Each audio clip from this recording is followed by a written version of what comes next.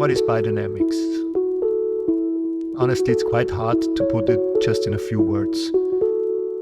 It's the acceptance of this ancient knowledge that anything which grows and thrives on our beautiful planet Earth, such as the plants and any creature, is not only depending on water, nutrients, and the energy of the sun.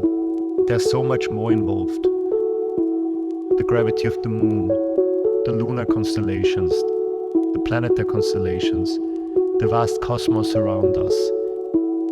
Everything matters, everything is connected. And that's the beauty of life and the beauty of nature. Certainly we cannot, with our simple minds, analyze and control everything. But we can certainly embrace anything because we see, we feel, and in the end, in the wine, we taste how it works, and it does.